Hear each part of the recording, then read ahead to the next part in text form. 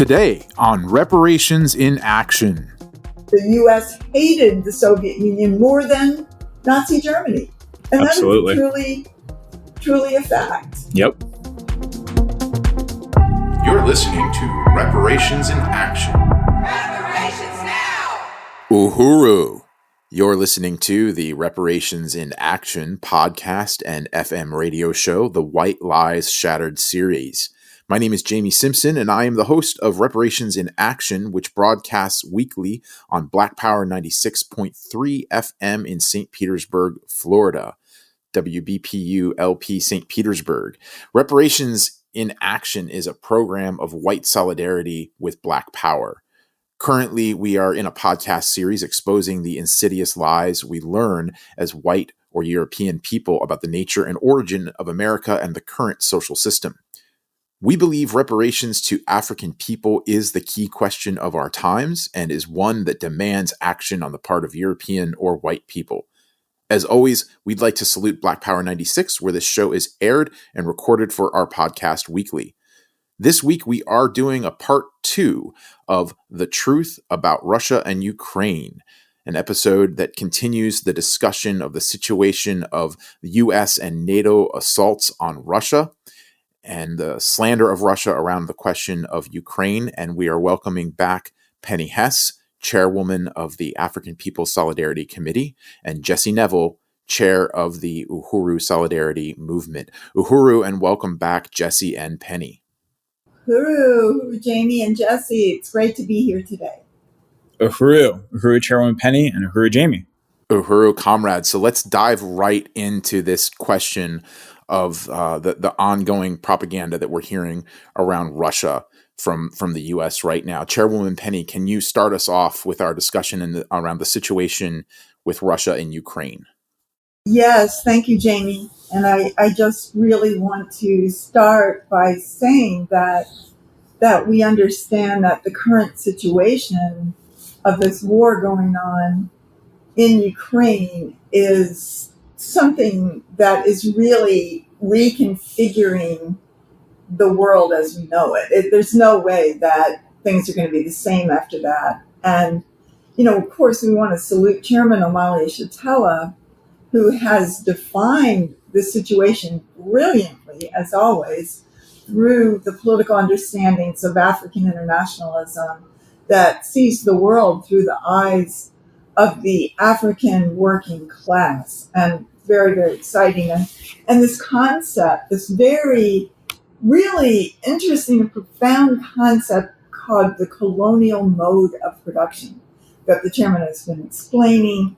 And I really want to ask anybody that's listening today to go to the Burning Spear TV on YouTube and see Chairman Omali Yeshitela's studies and webinars, not only on the Russia situation, but on everything that's there. Incredible body of work on that channel. But this war that we're watching on the media and seeing in the newspaper, just all over social media every day, is a war of aggression by the U.S. against Russia. And we know that the United States and Western Europe are the enemies of the colonized and oppressed peoples of this planet. And all we are getting right now is just a mass of disinformation, lies, anti-Russia narrative to the nth degree. And it is impossible to know exactly what is going on, but we do know that the U.S. is funding and arming proxy forces, and we are going to be discussing that today, along with some of the history of what the U.S. and Europe have done to Russia and the former Soviet Union within the last century alone. Uhuru Chairwoman Penny, I appreciate being able to continue this important discussion about the situation in Russia and Ukraine from the point of view of African internationalism and the understandings of Chairman Omali Yeshitela, and just want to really agree with what you were just saying about the disinformation campaign that the U.S. imperialist ruling class media is involved in right now, that it is in full effect. And it's an overwhelming onslaught of lies and disinformation and slander nonstop, constantly, every single day. And that's why I was so appreciative that Chairman Omali Yeshitela has, for the last 2 weeks at least, held his weekly Sunday study, Omali Taught Me, which he holds on Facebook and YouTube, with the question of Russia and Ukraine in the center of the discussion. And in particular, this past Sunday, he had on a guest by the name of Alexander Ionov, who's the president of the Anti-Globalization Movement of Russia, an organization which in the past few years has actually invited and warmly welcomed and hosted Chairman Omali Yeshitela as a speaker at conferences held in Moscow, including the Dialogue of Nations and the Right to Self-Determination. And yesterday, when Alexander Ionov was on Chairman Omali Yeshitela's study, he addressed the campaign of lies that the U.S. and imperialist media are involved in, and the way that it's designed to really tug at your heartstrings and get you to unite with this whole portrayal of the Russians as being these tyrannical aggressors. And for example, there's this imagery and reporting that has gone viral about this so-called maternity hospital that Russia has been accused of bombing. And what Alexander Ionov laid out and exposed when he was on the chairman's study yesterday is that this building that was referred to as a maternity hospital has actually not been in use as a hospital for years now. It was taken over and has been used as a base by the Ukrainian military and the Azov battalion, which is the so-called neo-Nazi paramilitary organization that works with the Ukrainian military for years, if not longer. So it was great to have some insight into what's actually going on in Russia and Ukraine. It was great. And as always, Chairman Omali Yeshitela is so brilliant in just exposing the truth and the world as it really is. Alexander's statement was very powerful and is a statement of solidarity with the liberation of African people, and also pointing out the scores, if not hundreds, of African students who've been held hostage in Ukraine, and the way they've been treated has been all over social media. So if you haven't seen that, please check it out.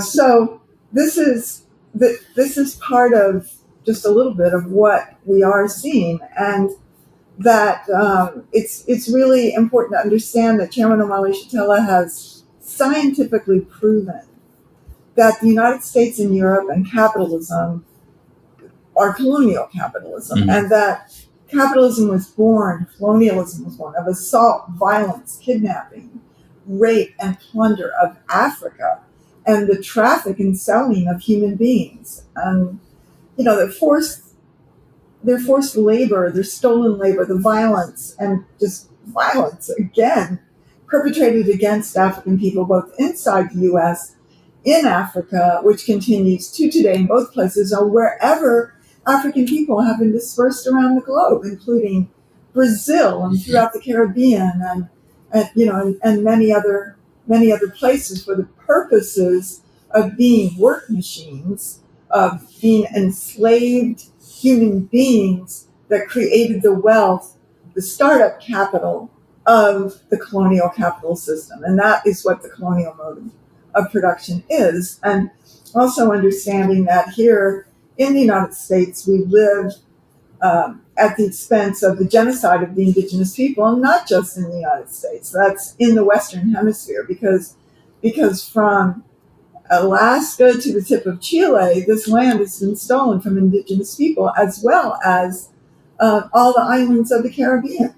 So, just this massive landmass that has been stolen from the indigenous people, the wealth, the resources, all of this coming at the expense of the indigenous people. And there wouldn't be an America, there wouldn't be a United States or anything without the enslavement of African people and the genocide of the indigenous people. So we have to start looking at this war, as the chairman does, in that context. Right, exactly. And that context of the colonial mode of production, as you pointed out, that the Chairman Omali Yeshitela teaches us, reveals that there is a dialectical relationship between white people and the colonized, which is the majority of the earth. We have a relationship to this as the colonizers within the colonial mode of production.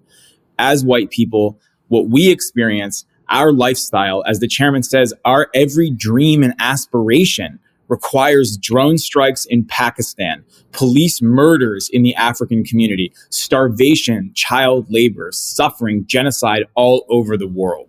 So this has to be the starting point for any discussion, as you said, Chairwoman Penny, about Russia and Ukraine. And when we talk about what's going on with Russia and Ukraine, let's look at the fact that the Obama administration spent $5 billion to overthrow the democratically elected government of Ukraine in 2014, to replace that government with a U.S. puppet regime with an army dominated by neo-Nazis, and eventually bringing in this comedian, Zelensky, who is a complete puppet of U.S. imperialism under complete control of the CIA and MI5 and at the behest and will of U.S. and European imperialism and NATO, 100%. And the concern that the U.S. has about the situation in Russia and Ukraine ultimately has nothing to do even with Ukraine itself or people there, what they're experiencing. It has to do with the U.S. empire, the fact that U.S. imperialism is crumbling. It's in crisis. This is the deepening of what Chairman Omali Yeshitela has for years been characterizing as the uneasy equilibrium between the past and the future. That's what we're looking at right now. Well, it's just amazing, this incredible anti-Russian propaganda, these lies. It's almost laughable. Yeah. I think Comrade Jamie was just saying that Italy is banning Dostoevsky. I mean, just the vodka, everything that the most evil people are supposedly Russians. This is ridiculous, and it's obviously something that's manufactured in the annals of the CIA and the U.S. government and military. It's ridiculous, and it's outrageous, and it's there to. It's something that the U.S. has always used to vilify its enemies. They vilify the African community every day. So this is the real thing. And I think the thing that we have to understand is, again, this question of the colonial mode of production, because, again, U.S., everything about it is based on rape and plunder and enslavement and suffering and degradation and child labor and theft of resources and war and violence. Everything is based on that. White people have participated in it. We've been part of lynching, what's called lynchings, and just enthusiastic violence and genocide against the indigenous people here and against Filipinos and Africans and colonized peoples around the world. Now, Russia was never part of that, was never part of the enslavement of Africans, never part of the assault on Africa, never part of the trade in African human beings. So it is not a colonial power. And that we have to, get to that. Everything the U.S. does is to maintain this colonial mode of production, to maintain power over the resources, the stolen labor, the narrative of this system that exists today at the expense of African, Arab, indigenous, and oppressed peoples around the world. And I think that when we look at everything to do with this war that's going on there, I mean, first of all, here we see, and it's been said really clearly by white people, that we're seeing blue-eyed, blonde-haired people, white people, getting bombed. Right. And when is the last time that you see a day-by-day accounting and pictures of what is happening? Generally speaking, when Syria is being bombed, and the U.S. was totally part of that. I'm going to talk about that in a second. But when Africa is being bombed and exploited every single day, and in Congo, African people and African children are slaughtered by proxy wars to maintain control of coltan. We don't see anything of that ever. We don't see what's going on. But all of a sudden, now that we see Europe, and Ukraine is Europe, getting bombed, when the people are blonde and blue-eyed, then suddenly we're taking notice and we're outraged.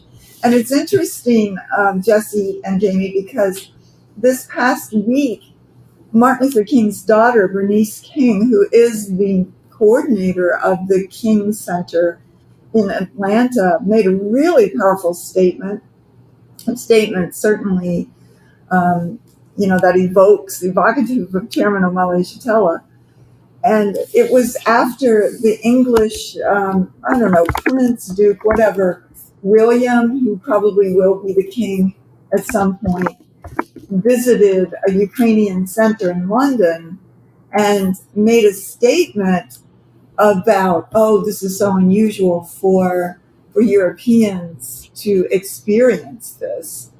I mean, it was really blatant. And I think that it's really important because every time we see this king, this queen, this prince, it's never raised that all of the money that they have came from British imperialism and the domination of the majority of Africa, India, and just an empire upon which the sun never set. That's why the Queen Elizabeth, is the richest woman in the world because of that. But that's never raised up. And in any case, Martin Luther King's daughter, Bernice King, responded or tweeted that, quote, horrific comment. European people ran roughshod over the continent of Africa, pillaging communities, raping women, enslaving human beings, colonizing for profit and power, stealing resources, causing generational devastation, and European nations continue to harm Africa, unquote. That was really powerful. Yeah. And I salute her for that profound statement. That is absolutely the truth. And so the fact is that the U.S. military, the U.S. state, is bombing somebody somewhere right now. An African person, an Arab or indigenous. The U.S.-backed war in Yemen has killed 250,000 people out of a small population of only 30 million total. It's bombed and starved them to death. And this war has been going on, backed by U.S. money, for 7 years. We don't talk about it. We don't see it on TV. We don't, there's no mention of it whatsoever. Wow. The hypocrisy is really profound on the part of the U.S., of Britain, of these colonial capitalist entities. And, I just think it's worth also saying that the U.S. has on average dropped, I think it's 46 bombs per day on the peoples of the world with its strikes around the world in defense of this colonial system of exploitation and parasitism and genocide. And, on August 3rd, 2019, there was a United Nations report that said that the U.S., the United Kingdom, and France may be complicit in committing war crimes in Yemen by selling weapons and providing support to the Saudi-led coalition, which is using the deliberate starvation of civilians as a tactic of warfare. But that's just, what we're used to. That's standard operating procedure for this system. So Biden made a promise to end this war in Yemen and to stop the funding. But the Brookings Institute noted that he has not done that. But we never talk about this. This doesn't become a rallying point for people to suddenly boycott items, the way that they're boycotting Russian vodka right now, or even the works of Dostoevsky in an Italian university, as you alluded to earlier, Chairwoman Penny. The U.S. has a strategic interest in minimizing these conflicts, minimizing things like Iran's position in the Middle East. And just to also note that I think it was just a couple days ago that the AP reported Iran claimed responsibility for a missile barrage of a U.S. consulate in northern Iraq, where Iran says there is an Israeli spy center. And this was in retaliation for the killing of 2 Revolutionary Guard members, Iranian Revolutionary Guard members in Syria. So this is an international struggle that has colonialism at the absolute heart of it. And it's something that the U.S. would like to de-emphasize this and make it seem as though this is something that just started in 2014 in Ukraine. That's right. And even the whole question of Afghanistan, which is on the Russian border, and that the U.S. was there 20 years. Why? Because it was on the border with Russia. And of course, the reason why the U.S. is there to begin with is that it covertly overturned or created a proxy force of Islamic fundamentalists, quote unquote, that was created to overturn the most progressive government in the Middle East, which was the Afghan government in the 1970s and 80s. And, just everything. And that's because it was on the border with Russia. That is a key point strategically.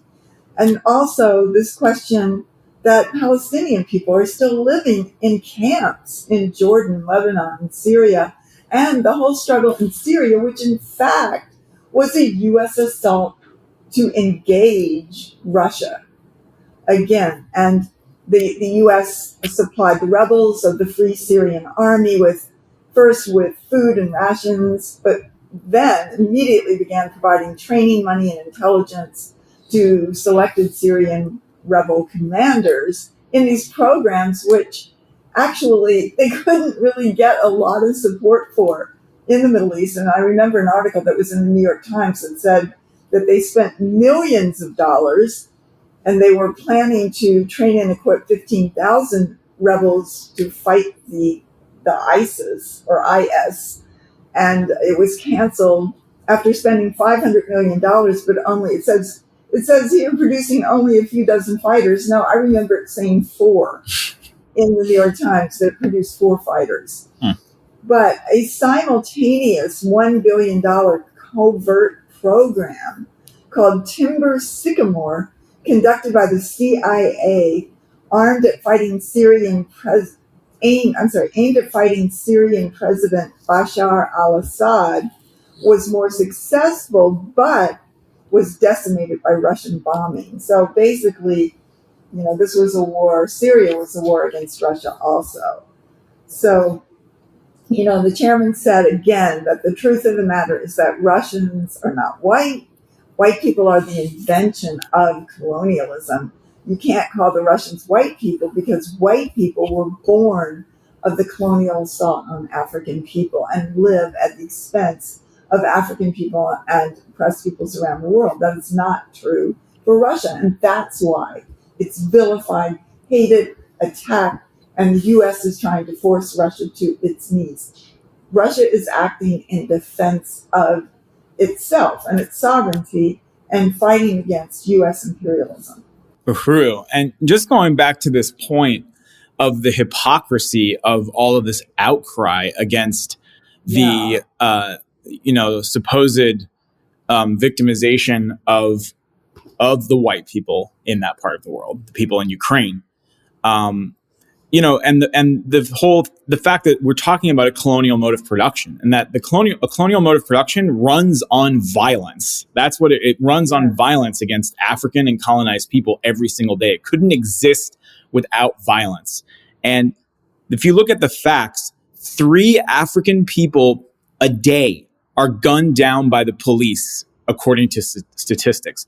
How many African people are being evicted right now as we record this podcast? An African person is being locked up as we speak. The U.S. is killing people in Africa with its own forces, or more likely with proxy forces, trained, financed, armed by the U.S. government.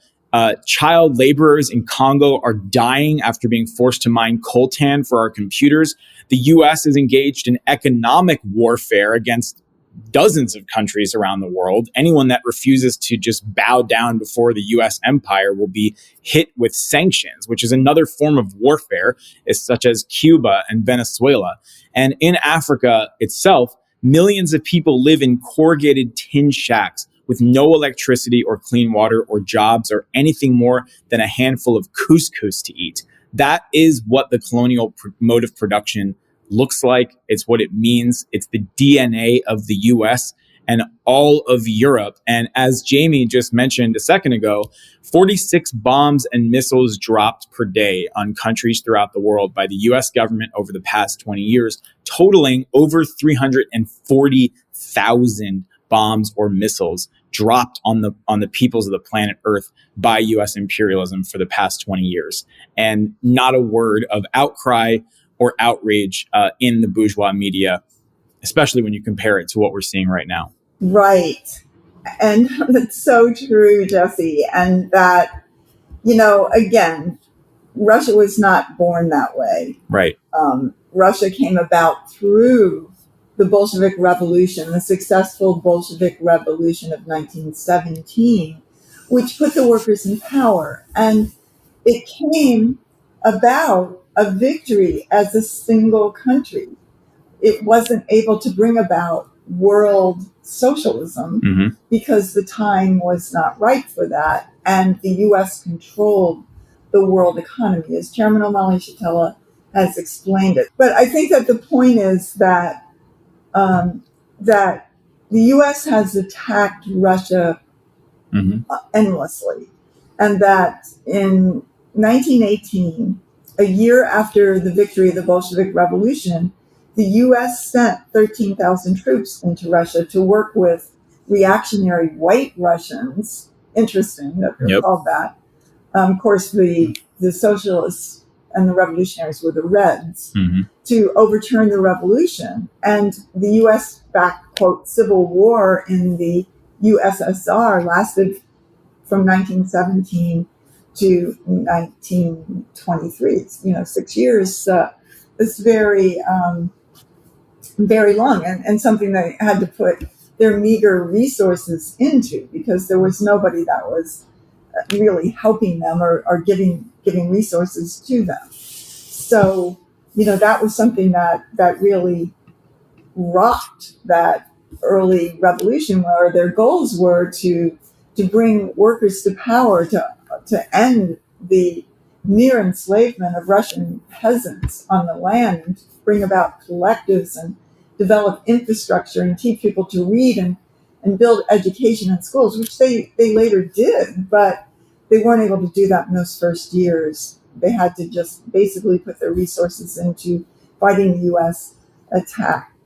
And, I just want to divert a little bit here, but to say that the thing that the Chairman Omali Yeshitela has raised about this colonial mode of production, it's just, it just really fits together. He was saying it was colonialism that transformed the world into a single economic whole, a single political economy within which slaves and masters were destined to pursue the means of producing and reproducing real life, each at the expense of the other. The material and human resources of Africa have gone to satisfy the requirements of life for Europeans at the expense of Africa and Africans. The process of Africans producing and reproducing life has not been primarily for Africa and Africans. It has been primarily for Europe and the white world at the expense of African people. The progenitor of world capitalism, the attack on Africa and Africans, along with the European assault on Asia, the Americas, rescued Europe and Europeans from an oppressive 1,000-year-long, disease-ridden, impoverished existence known as feudalism. This was the genesis of the capitalist system as a world economy created on a base of the enslavement of Africans and others. Slavery, genocide, and colonialism are the stuff of which capitalism was born. African enslavement was the first capital in the development of capitalism. The prevailing legal system, culture, religion, and general philosophical outlook or worldview constitute the superstructure of capitalism thus conceived.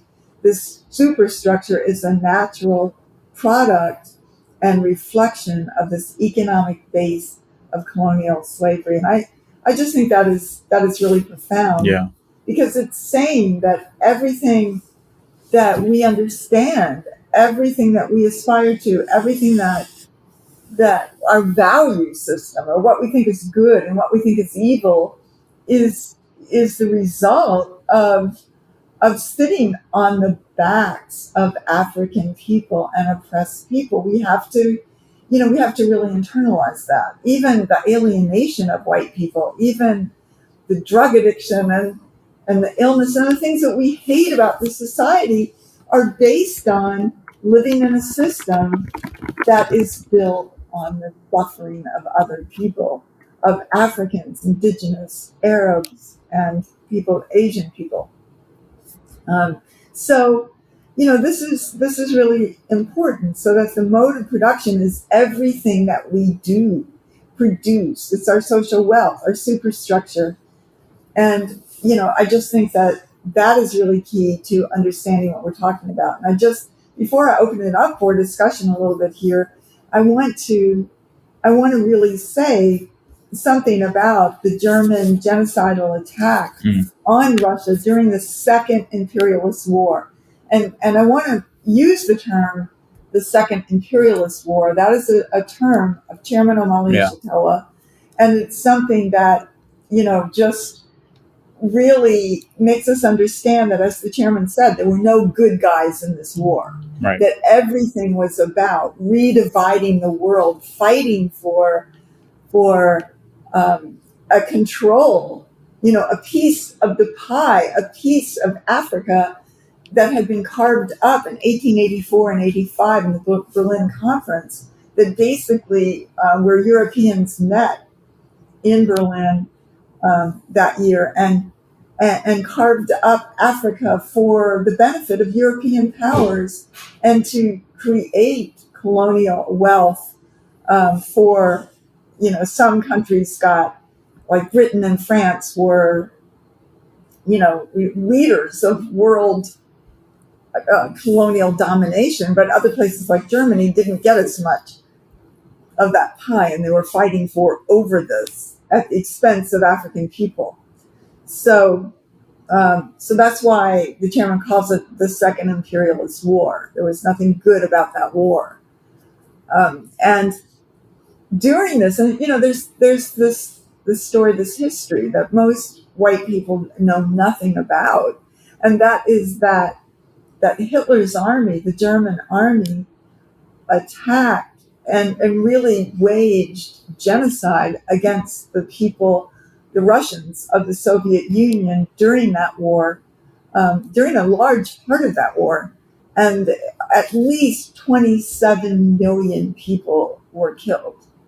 27 million Russians were killed by that. And, that was the vast majority of them were civilians, not in the army. And, so Hitler decided to go into the Soviet Union and to attack Leningrad, which is today known as St. Petersburg, and Stalingrad, which is known as Volgograd today, and other parts of Russia, including what is now called Ukraine, or what is now known as a separate country called Ukraine.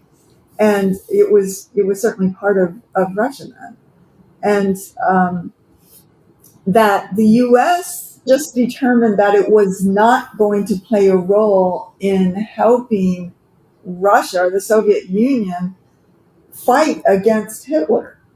And it basically took over 4 years of fighting without resources and bitter cold winters and starving populations and an overt plan and stated plan on the part of Germany to kill them, to commit genocide, to get rid of the Russian people, was a stated aim of a well-known aim of Germany. But the U.S. was complicit in that because it did not help the Soviet Union. The U.S. hated the Soviet Union more than Nazi Germany. And Absolutely. that is truly a fact. Yep. Absolutely. I really appreciate this history being brought to light. And I mean, talk about white lies shattered. The whole idea of the U.S. coming in and defeating the Nazis. And there's even been Hollywood movies. Yeah, it's complete garbage. And I mean, I always learned that growing up. I mean, the images of the Americans swooping in and marching in to liberate, Auschwitz and the concentration camps. In reality, the U.S. sent back ships filled with Jews from Europe who were fleeing Nazi persecution, sent thousands of Jewish people back to Germany where they were exterminated. That's right. And that, I mean, here's this thing that the U.S. was the great savior. No, it was not. Right. And it had a relationship with Nazi Germany and certainly with all of the major corporations of Germany at that time. And, of course, there's the whole question of Israel as a place to be the U.S. outpost in the Middle East. And that's a separate discussion. But the fact is that despite starving to death, despite the massive slaughter of the Russian people, the Soviet army, the Red Army, kicked the ass of Germany and defeated them soundly and broke the back of Hitler's army, not the U.S. No. Nothing that the U.S. did. Nope. Yes. Was able to do that. So the USSR defeated Germany despite massive toll and the price the Soviets paid. They broke the back of Hitler's plan. The U.S. takes credit for it, swooping into the war at the last minute to defeat Hitler, but it did not lift a finger to help the Soviet Union because it was more opposed to the socialist Russia than it was to Nazi Germany. And that is the reality. The U.S. wanted to see Germany and Russia wipe each other out, but they really didn't want Germany to be wiped out. They just wanted it to behave. Right. They had no sympathy for Jewish people whatsoever. Not at all. There were actually many prominent American industrialists who were great admirers of Adolf Hitler, and Hitler has openly talked about how much he admired the U.S. policy towards Africans and the extermination of the indigenous people. So, yeah. The colonial genocide inside the U.S. Exactly. is what informed not only Hitler, but also apartheid of South Africa and, other regimes around the world. Copied what the U.S. has done and continues to do to indigenous and African people. And, I think it's really instructive what you're saying about the position that Hitler and the Nazis had towards Russia and the Soviet Union at the time, and its similarity to the position of the U.S. Like it's worth saying that Hitler openly wanted to exterminate the Russian people. It was a genocidal war that they were waging, something called the General Plan Ost, or the General Plan for the East, that would have ordered the murder of over 100 million Russians alongside other ethnic groups that inhabited the Soviet Union at the time and make it German. And when the U.S. was fighting the so-called Cold War, it was well known in intelligence agencies like the CIA that many of the intelligence officers were driven by a personal hatred of Russian people, a desire to murder Russian people. And I'd just like to say that as someone who grew up as a white person in the United States, I remember all that propaganda. I remember the cartoons, the comedy shows, the myriad ways that Russian people were portrayed as the villain, the enemy, the ultimate evil, certainly for someone who looked white, the ultimate evil that you could be. And just how deeply ingrained that idea is on the one hand, and on the other hand, the notion that the U.S. is the good guy, right? The U.S. is the liberator. And of course, the U.S. brought to the U.S. There was a CIA term for it, which I can't. Operation something. Paperclip. Yes. That brought all the scientists and the scientists that made the nuclear bombs, et cetera, to bomb Japan with, just bringing them over to the U.S. after or even during the war and afterwards. Right. Look at von Braun, right? The father of rocket science. Yeah. I mean, that comes right out of the Nazi Party. He was an SS member, an SS officer, responsible for genocide. And they just bring him right in to the development of NASA, and he becomes an American hero. I mean, that story plays itself out time and time again throughout the 20th century. Well, I think that, again, that the German siege of the Soviet Union was conscious genocide, just like you just said. And with Leningrad, St. Petersburg, it was held from September of 1941 to January 1944. And it was not only attacked and bombed, but it was, they did, and by the way, these countries, Poland and Finland and all these border countries, they were complicit. They were totally part of it as well. They worked with Germany and were part of the German army. And they encircled consciously all the supply lines into Leningrad that would bring food, that would bring fuel, so people had no heat, and those winters are below zero for many months, and people froze to death. They had no food whatsoever.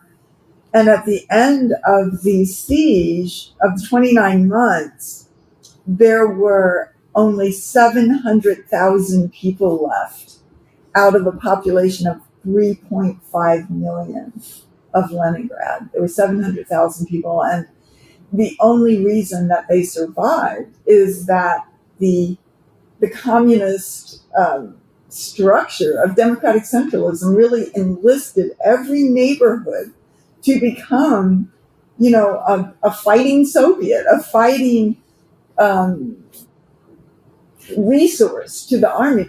They had to build defenses.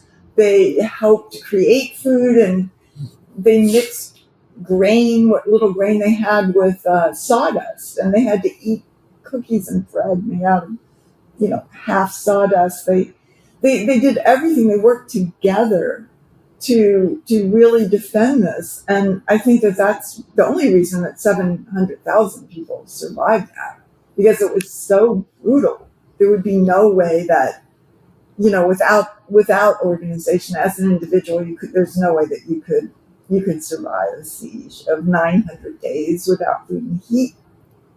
And so they had to build defenses and all of these things. And then there was also the siege of Stalingrad, which again today is called Volgograd, and that there were 1.1 million people slaughtered by the Germans there, and they included, again, countless civilian deaths from starvation, and that went from, I think, August 1942 to February 1943, and that from what I've read about it, the battle was marked by fierce close-quarter combat and direct assaults on civilians and air raids. The Battle of Stalingrad was the deadliest battle to take place during the Second Imperialist War, and one of the bloodiest battles in the history of warfare. The city is now called Volgograd, located on the Volga River, south of Moscow, but there's a popular movement to return it to the name of Stalingrad and the people refer, because it's known as that, and also it's called the Heroes' City. And just this comment that's saying the strategic importance of Stalingrad is difficult to overstate. Stalingrad was the home to major industrial and transport hubs on the Volga River. More importantly, whoever controlled Stalingrad would have access to the oil fields of the Caucasus, and that's exactly what's being fought over right now, this oil pipeline from the same Caucasus that is being the Nord Stream provides 40% of the oil and natural gas of the entire world. And that Germany, operating on dwindling fuel supplies, quickly realized this, and Hitler promptly approved the invasion of Stalingrad. On August 4th, the Germans launched an offensive by using the 6th Army and elements of the 4th Panzer Army. The attack was supported by intense Luftwaffe bombing that reduced much of the city to rubble. The battle degenerated into house-to-house fighting as both sides poured reinforcements into the city. By mid-November, the Germans, at great cost, had pushed the Soviet defenders back into narrow zones along the west bank of the river. On 19 November, the Red Army launched Operation Uranus, a two-pronged attack targeting the weaker Romanian armies protecting Germany's 6th Army flanks. The Axis flanks were overrun, and the 6th Army was cut off and surrounded in the Stalingrad area. Adolf Hitler was determined to hold the city at all costs and forbade the 6th Army from attempting a breakout. Instead, attempts were made to supply it by air and to break the encirclement from the outside. Heavy fighting continued for another 2 months. At the beginning of February 1943, the German forces in Stalingrad, having exhausted their ammunition and food, finally capitulated, making it the first of Hitler's field armies to surrender during World War II after 5 months, 1 week, and 3 days of fighting. So, this is Russia. We're fierce fighters. The people are engaged, and the U.S. and the proxy forces are not going to win this very easily. Also, I wanted to correct something. Russia does not produce 40% for the entire world. It produces 40% for Germany, and a somewhat lesser percent for Europe, and about 10% of petroleum and natural gas for the entire world. That's a huge amount. Yeah. It comes down to the question of the resources. I think that's just so important to emphasize, because from the propaganda that we get in the U.S., they would have you believing that the opposition to what's happening in Ukraine is moral. It's the moral outrage that's driving it, and it's just so important that we see this objectively and understand the forces at work here. And I've said it before, I'll say it again. I don't think we can repeat enough how important it is that Russia did not come to its position in the world through the same colonial process of slavery and genocide that the U.S. and Western Europe did. That it stood outside of that, and that largely it achieved its position in the modern world through the Russian Revolution.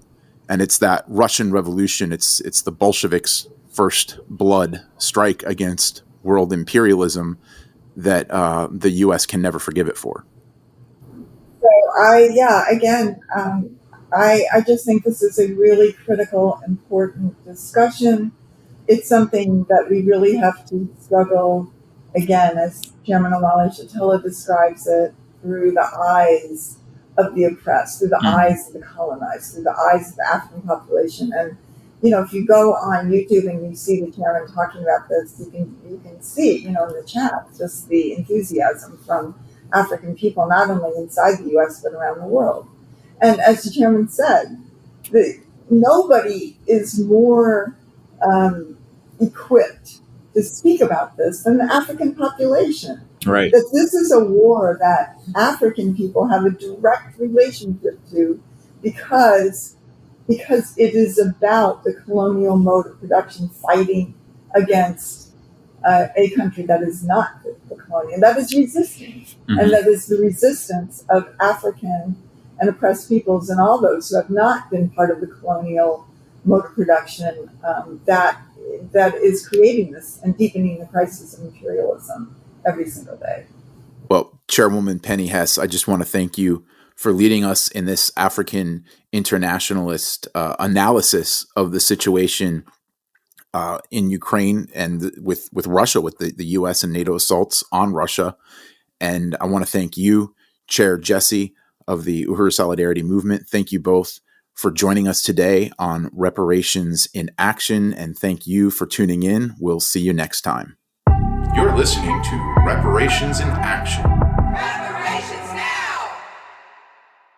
This has been an episode of Reparations in Action, the White Lies Shattered series, a biased podcast of white solidarity with Black power. My name is Jamie Simpson. This episode was engineered by Marcel Marius, who also composed our theme music. The show is researched and produced by Penny Hess, Jesse Nevel, and Lisa Watson from the Black Power 96.3 FM studio in St. Petersburg, Florida. A shout out to Akile Anayi and DJ Eddie Maltzby, as well as the entire Reparations in Action team, Sandra Forrest, Johan Bedingfield, Amanda Carlozzi, Kyle Weiss, Marissa Ricchetti, Ali Aiello, Alana Woods, Declan Keller, Hallie Murray, and Sarah Rittersbach. If you liked what you heard today, you can go to Apple Podcasts and rate this podcast. If you have questions, comments, suggestions, please email them to us at ria@blackpower96.org. Special thanks to the African People's Socialist Party's Chairman Omali Yeshitela, without whose leadership and theory of African internationalism, none of the understandings presented on Reparations in Action would be possible. Thank you for tuning in. We'll see you next week.